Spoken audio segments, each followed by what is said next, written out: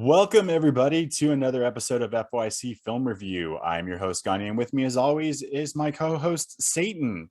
Just kidding. It's What? the Null Dog.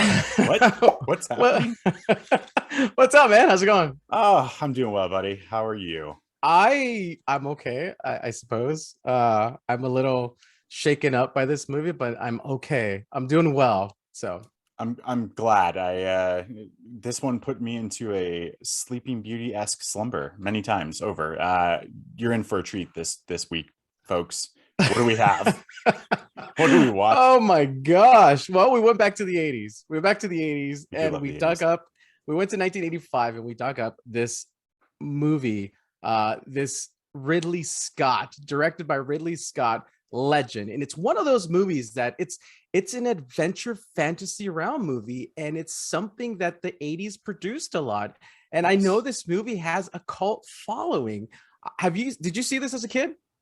I don't recall seeing it, but I feel like you're on the right track. Like Neverending Story Yeah. and Willow and all these, like I saw them. I feel like I saw them. This might have been too dark. Maybe I didn't catch this one. Yeah, I recall seeing this, but I never really understood the concept or the meaning behind everything. So what I do remember is like your background, the Dark Lord. He's never really called Satan. They just call him the Dark Lord, but he's Darkness, just implied that darkness. just darkness, right? He's just darkness. Yeah. Just To counteract the darkness. light and love and Oh my stuff. gosh. Yeah, so I remember watching this movie. I never got it. I remember the characters. I remember Satan and just a bunch of different goblins and freaks and all that stuff.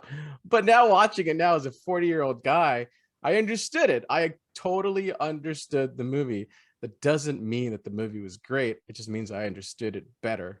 So Well, being this is my first recollection of watching this film from start to finish, I'm going to say that it's an incoherent mess. I didn't understand what was going on. That halfway through the movie, I was kind of like, huh? Like, I was trying to grasp and latch on to like the story, but it's so basic that they don't really elaborate on anything or anyone at any given point in the movie. And so I felt left with this, like, who is Jack? Like, who is Lily? What, do they have any backstory? they don't. They don't have any backstory. Jacko the Green is his real name. Jacko the Green. He lives in the forest, played by Tom Cruise. They gave him a last name.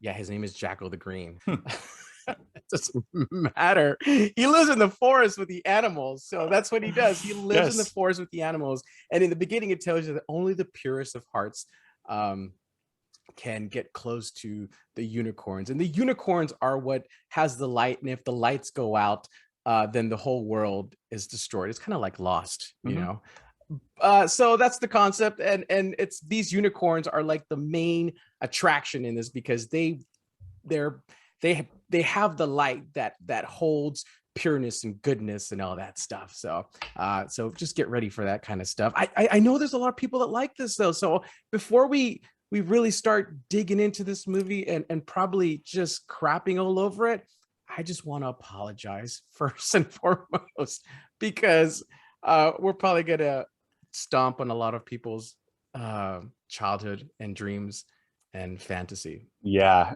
I'm not going to apologize for it, because what we have discovered on this show is that we tend to romanticize things that we saw in the past without looking at them at a lens of, like, imagine you dragging your parents to go see this film. You're so excited, and then this is what they watch. I mean, I would be flabbergasted if my kids wanted to see something like this and trying to get behind it. Like, it's a struggle for me, and I want to challenge people who do love this as a cult following to tell me why, because I didn't get it. I guess I didn't. You didn't get it at all? I mean, it was kind of a fairly simple concept. No, that's the point. Is like I don't get the. I guess I don't get the love for it. The cult following of it. I get it. It's Tim Curry. It's Tom Cruise. Shout out to Mia Sara, who was huge in the 80s, as well. But I don't know. The makeup's fantastic, but the first thing I forgot this was Ridley Scott.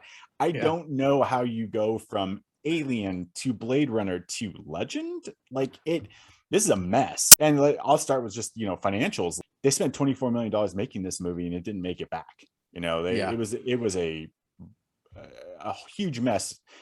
Fun fact. Fun Did you fact. know that there is a director's cut apparently that's almost an hour longer that apparently is really good? I heard about that. Yeah. Keep going. I heard about that. Yeah. Yeah, and I just don't know. Maybe that's where all the story is. That's my problem with this, is like it is too simple, and I just don't know like what is this supposed to be, a really like a kids film, or is this supposed to be like more of a engage an older audience fantasy type film? Because there are good ones out there, and this just wasn't one for me.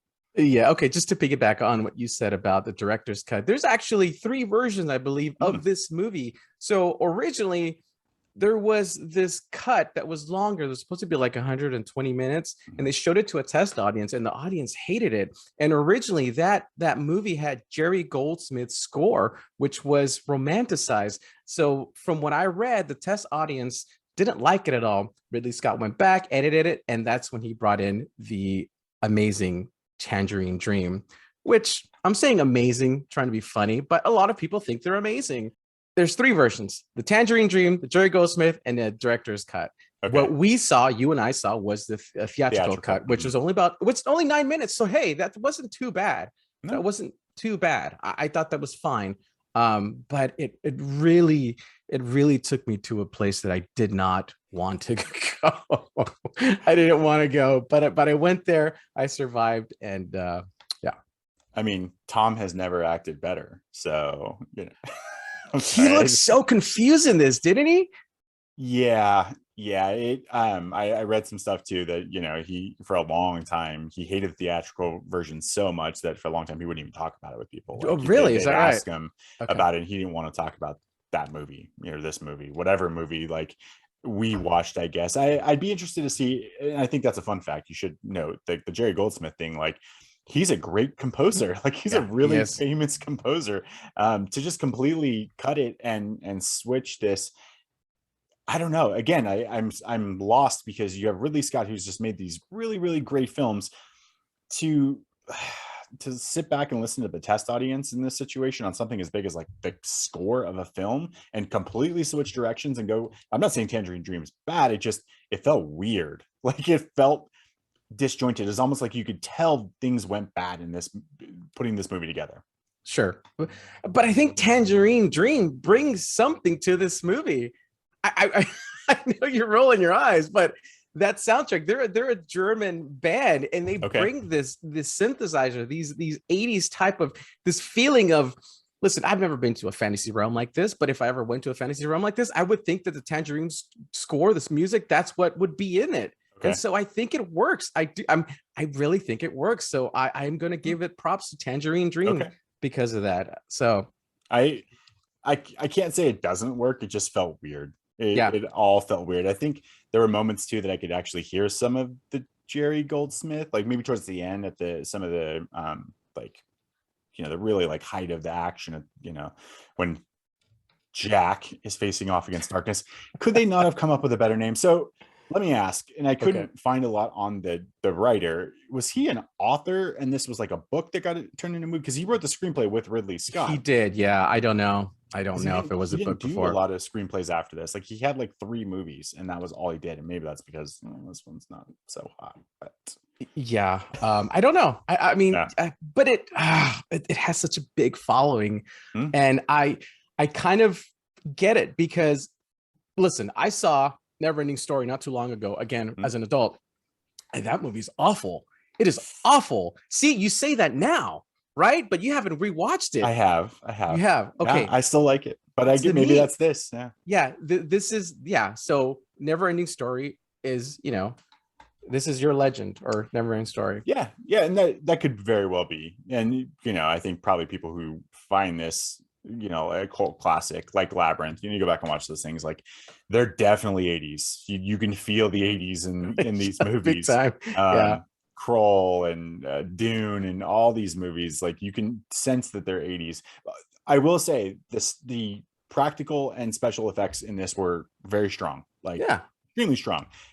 Tim Curry, while he's great, is awesome as Darkness, but his makeup more than anything, like that figure, like it's elegant. It's something I would watch in a movie now and still be like, damn, that's a really good job that they did with this makeup. So there are obviously good qualities to it. It just, man, I don't know. And it's so bad. I can't even think about watching an extra hour now, even though I want to see like what happened in the director's cut, because maybe there is a better story here, but Yeah. It's weird. I mean, just even right off the bat, where uh Tom Cruise meets Lily, and I guess they're making out, and I don't know if it implies that they make love or not, because they show the sky, and he takes her to go see the unicorns, and he's like, you can only see the unicorns, you can't touch them. And she, she goes out and touches them, and she goes, no, you can't do that, you can't do that. And he just kind of gives up and walks away. If it's such a big deal, right? It's such a big deal that you can't touch these unicorns, you can't get close to them because the world will explode. He just says no, and he looks at her and he's like, whatever, do whatever you want to do, and he just walks away. I don't know. I mean, we don't know Jack's intentions. We don't know who Jack is. We don't know where Jack came from. Why is he He in the lives forest? in the What forest. does that mean, though? He talks to the animals. He's like the Lorax. He talks to the trees. Okay, he's like some weird newt, like Peter Pan loving. It's just odd. And it's funny because I read some stuff online, and this is not a fun fact because nothing's been confirmed, but this movie looks just like Legend of Zelda for Nintendo. It looks just like Legend of Zelda. Yes. And it came out, I think, a year before Legend of Zelda came out, a year or two, but it's like same thing. Legend is called Legend of Zelda. It's got fairies. It's got Jack, who looks like Link. You got the fairies, you got the elves and everything. So it's never been confirmed. That's why I don't want to say it's a fun fact, but I think it's so funny, or maybe it's such a huge coincidence that this movie just feels just like Legend of Zelda. And there's light rumors. Obviously, it's not that it's a complete derivative of Legend, but that he actually did draw inspiration for Legend of Zelda from this movie. So yeah. I did read the same thing. Yeah, you did, yeah, and you're right. It definitely has that feel. Link's a better name. I like Link too, not Jacko the Green. Where's that movie? Why isn't there a Legend of Zelda movie? I've been waiting forever. Good work. I've been waiting forever. Yeah. So then what happens is she touches Lily, the gal. She touches the unicorns. Mia Sara. The Satan's goblins, the Dark Lord goblins, come up and they kill one of the unicorns. They break the horn, and the world freezes over basically. And Jack finds these elves who also protect the forest. And we got Honeythorn Gump, who's in my background, who is just one of the weirdest characters in movie history. And they basically tell him, hey, Jack, you need to go and be the champion and go just get this unicorn horn back and save the world from Satan, from the Dark Lord, so the light can be brought back to the unicorns. You're the best around. Nothing's gonna ever keep you down, Jack. Even when you put on your armor and still don't have pants, but at least your top half is protected. Yeah, like Link. Yeah. I always assume Link had tights on. Okay, all right. Yeah. That's where I get kind of bored. And like in the middle of the movie when he's on the adventure with the. What is this gentleman behind you? Is he a fairy? Is he he's an elf. He's an elf. Okay. He's an elf. They lost me there. It's a lot of those characters and not a lot of Jack. And they didn't give Jack a lot to deal with. Like just the characters for me in this are rough. I think Mia Sara is fantastic. Like the scene where she's actually with Satan, like darkness, like where he's like transforming her and trying to like manipulate seducing her through dance. Great like interaction, metaphor. Great scene, great. I like that aspect of it. Fun fact about Mia Sara, she was married to Sean Connery's son at one point. That was her first husband. Okay. I thought we were going to say she's married to Sean Connery. I was like, whoa. No. I mean, this fun fact for what's to come, folks. So stay tuned. But her second husband is actually the son of Jim Henson. So she's married to Brian Henson, who's Jim Henson's son. Ah, interesting. That's a good fun fact. Yeah, I like that. I love it. Mia Sara. I don't really know her from Ferris Bueller Day Off. Yeah. That's it. Time Cop. Yeah. I have another fun fact because fun facts are fun when we have legend. Fun fact: the guy behind me, Honeythorn Gump, was played by David Bennett, and I don't know if you saw him throughout the movie. His lines were all dubbed. That wasn't really him speaking. So originally he's got a pretty big German accent. And unfortunately, Ridley Scott didn't think it worked for the audience.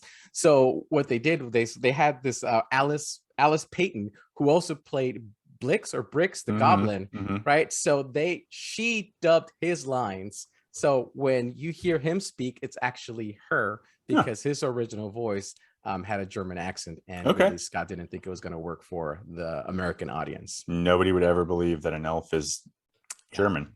Yeah, fun fact. Link might be German. I don't know. We don't know. I don't think Link's German. But Legolas? No, none of them. Maybe Legolas, right? Actually, Dutch. Again, dubbed great. Like, didn't really notice. You know, they synced it up really well. Like, that takes, you know, some good voice acting and good direction. So yeah, I'll give him props there. That's good. Okay. All right. Any bad, worst lines for you? You want to get to this segment now? Worst lines? Yeah, if I could go back to where Tom gets his awesome bottle cap armor, which, fun fact, those are literally made out of smashed bottle caps. Like his, they really are. And no pants. He slays the swamp creature, and he instantly looks up away from the camera and says, "I did it. I did it." Like, it just, man, it was so, like, I don't know what he was trying to convey. Like, he was shocked, I guess, that he actually did slay the swamp creature, but it just was it was weird in the direction. It was weird in the delivery. It was just like, I did it with my sword. I love it. Like, I love it. Yeah. I did it. Okay, that's good. That's good stuff. Okay. I have a bad line. I actually have several bad lines, but I'm going to go with my main one. And it's more of a song.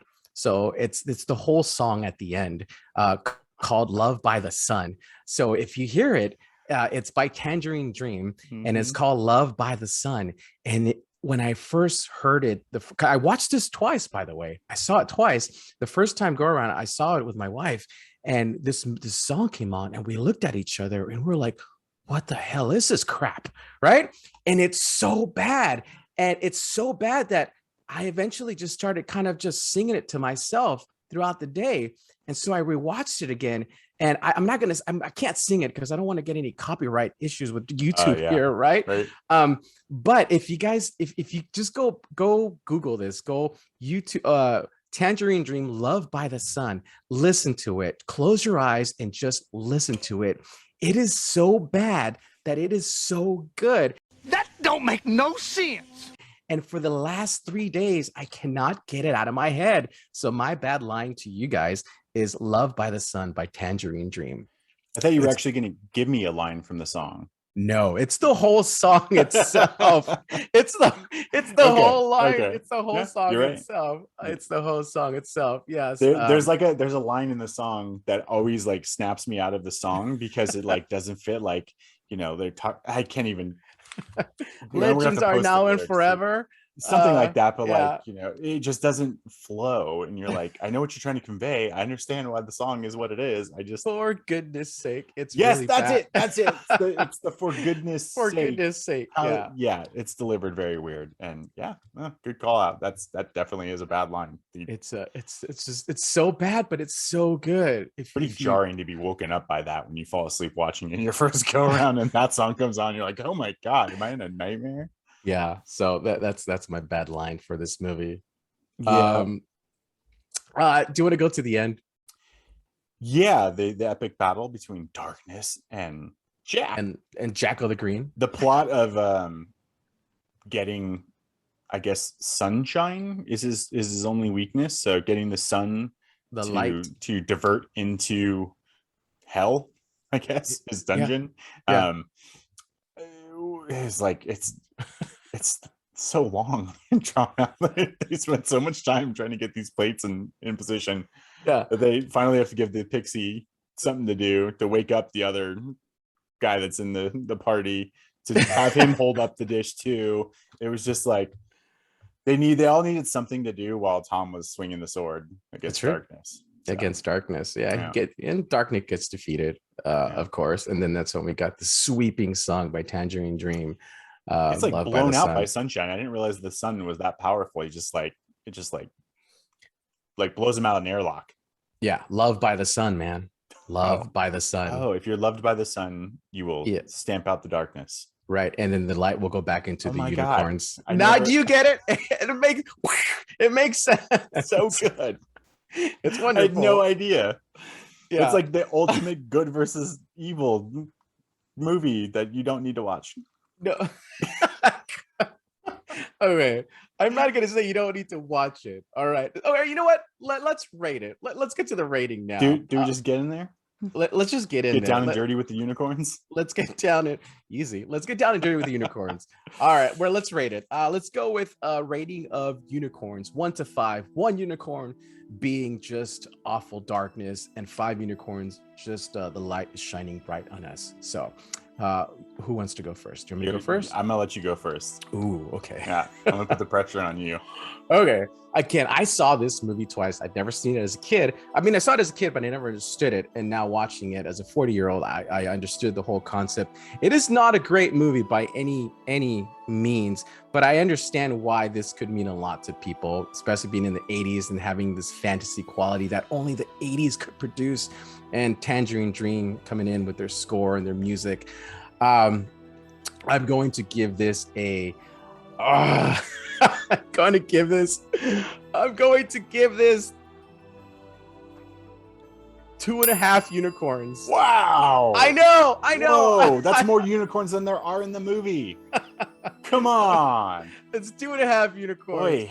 I'm getting a soft spot for it. I don't think it's a great movie, but there's a soft spot in this heart of mine for this movie. So the costumes, the scenery is just so magical that we never really get that anymore. So I'm gonna hold on to that. It's not a good movie. It's a 2.5. Listen to Love by the Sun.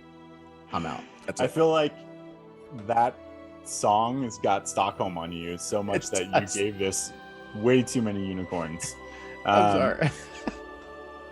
I really want to say something positive about this, and I guess other than like technically it looks pretty, right? For the 80s for the kid in me, and for liking the fantasy stuff. I enjoy the makeup and the characters, for it being a complete and utter lack of story. I can't get behind this movie. Like, I'm gonna give it a unicorn and a half. Wow. 1.5 unicorns, huh? Yeah. It's and I'm really just giving it a half because I appreciated the ending. Okay. Otherwise I'd tear it down even more. Honestly, like the ending where you get a lot of Tim Curry and darkness, and you get a little more Mia Sara and their interaction, like, made it a little more enjoyable. And then you can just like, whatever, Tom will save the day. But yeah, I struggled with this one, man. For a 90-minute movie, that's tough. I mean, it's actually like 86 minutes to be exact. Yeah, but, yeah. Okay. Right. Yeah. All right. I couldn't do it. And maybe because unicorns don't exist in this world, we are in darkness. So they don't. They don't. They don't. Right. Narwhal's not a unicorn, right? That's the closest thing we got. Yeah. Let's wrap it up. There's no light in this. Just wrap it up, man. There is no light in this, man. That is Legend. We should have chose Willow. I'm sorry that we bashed your favorite childhood film. If this was it, I apologize. You can come at me as hard as you want at my childhood, never-ending story. So, yeah, but that's all we've got to say about this one. We will. This is our second Tom Cruise movie, so we'll have to come back with a better Tom Cruise movie for a guy who's on our Mount Rushmore. We did not pick one that was the highest level of Tom Cruise. It wasn't. So. It's okay. It's all right. But that's all right. Yeah. Thanks for joining us, guys and gals and Satan. We are FYC Film Review. I've been your host, Gagne. With me, as always, my partner, Graham the Null Dog. See you guys later. Till next time. Have a good one. Bye. Bye.